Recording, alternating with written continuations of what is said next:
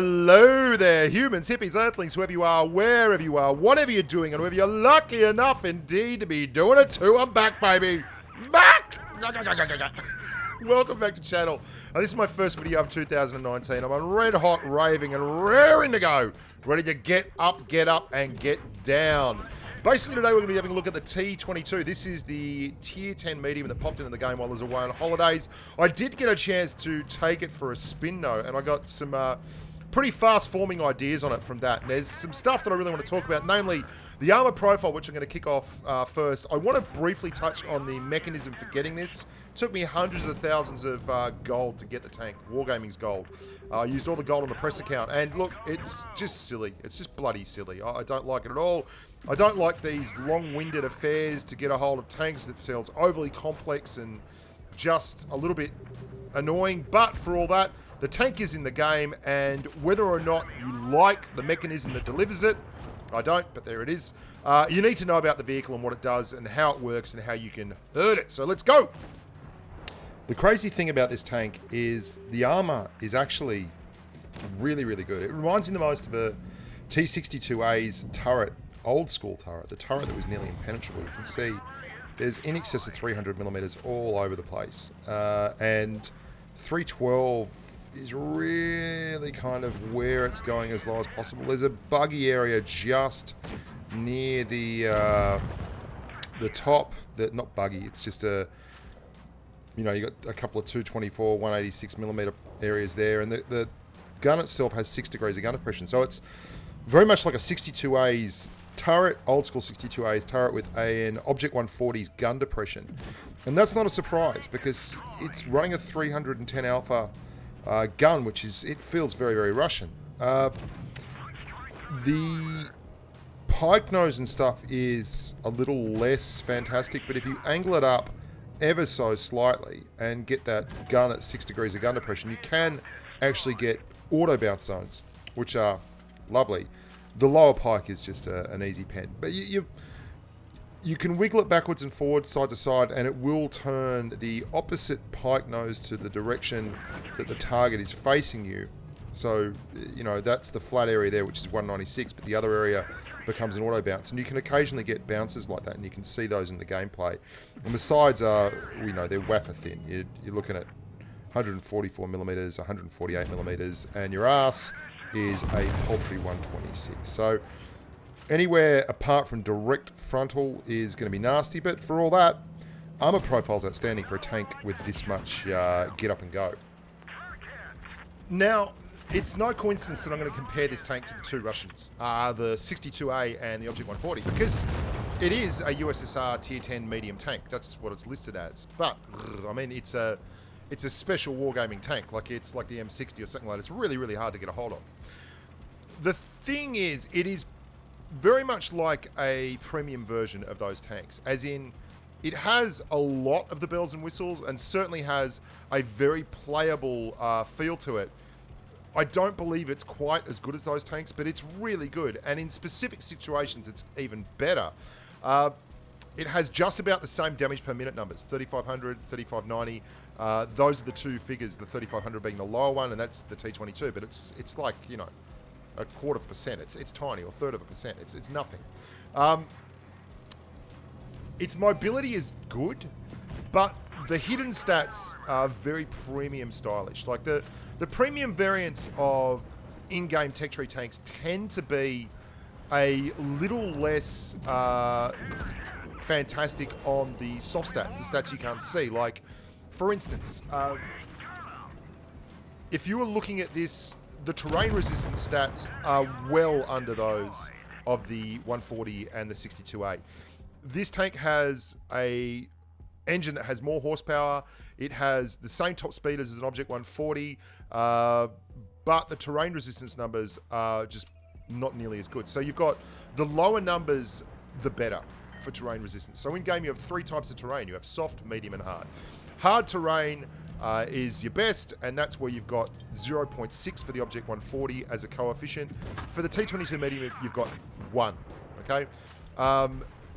Medium terrain for the Object 140, 0.7. For the T-22 medium, 1.1.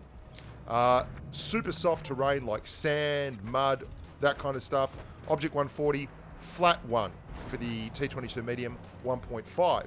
The T-62A is even nastier. It's 0.5, 0.6, and 0.9. So the 62A's terrain resistance on the worst terrain in the game is better than the T-22 medium's terrain resistance on the best terrain in the game. So you can see, even though the numbers look exactly the same in terms of top speed and very, very similar in terms of traverse, the T-22 medium doesn't get as much out of those traverse numbers as a 140 or a 62 does. And that's good. That's as it should be.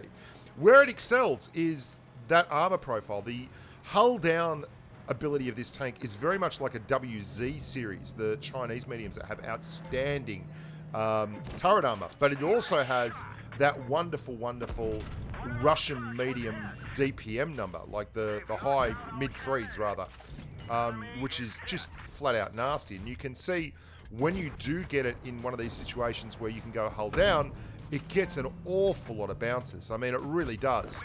6 degrees of gun depression is enough. Anyone that's driven an Object 140 would know that 6 degrees of gun depression will give you an awful lot of opportunities to get shots on target.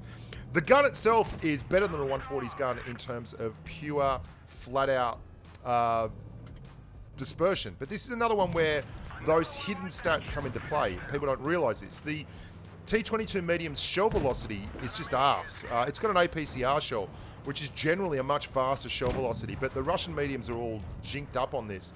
The 62A shell velocity is flat out amazing. It's 1,535 meters per second, which is really, really quick, and that's with an APCR shell. The Object 140 has this weird AP shell as its standard ammo that also does 1,535 meters per second, which is kind of odd. But the 22 mediums is only 1,015 meters per second, which is just not nearly as nasty. Of course, it's got heat rounds as its pramo, which doesn't really need shell velocity. It has the same shell velocity at the start. Shell velocity isn't really the key for the heat. Heat is a chemical shell, high explosive anti-tank. It doesn't normalize. Oh, I don't even want to go down. Okay, stop. Just rest assured, this has lower shell velocity, which is actually a bad thing for the tank. It does have better dispersion though, so, you know, swings and roundabouts. Doesn't touch the 62A's gun. The 62A's gun is a crazy, crazy laser beam. It's got 5mm less pen than the 62A, but the same as the Object 140 on its APCR rounds. And it's got exactly the same as the 62A on its heat rounds, but 10mm more than the Object 140. 300 versus 290. How does it play? Well, it plays like an odd blend of a Chinese and a Russian medium. You want to go hull down in it. It's mobile enough. I mean, even, here's the thing, the 62As and the Object 140s of the world are so ridiculously agile that it doesn't feel like it's a tubby tank. It feels pretty bloody mobile. And you can get bounces all over the place if you angle it up correctly. It's also got that crazy strong turret. So if you can face hug other tanks, you can do all kinds of good things in it. How do you kill it? Well, you've got to get it on flat ground like this so that you can get access to that really easily pennable pipe nose. Even then, you want to be very, very careful, and it can be a little bit of a game changer. If you go for the drive wheels with AP or APCR rounds, you'll go through it really easily because you won't be fooled by the changing angles. You'll see I swing the chassis of the tank around a lot so that it actually changes the angles and they can occasionally get that really nasty pipe nose. But you don't want to give this thing a hull down position because it's just super, super hard to pen. And like the Russian tanks that it's modded off, the 62A and the Object 140, it has that incredible damage output that can really, really motor. Speaking of motoring, you can see here, this is a very nice move by me. And you can see the tank, if you have it on hard terrain, even though it's not as good in terms of terrain resistance stats as the 140 and the 62A, it'll still get there in plenty of time, and you can change the angle of attack and get those nice soft side shots if you're quick and you use your brain.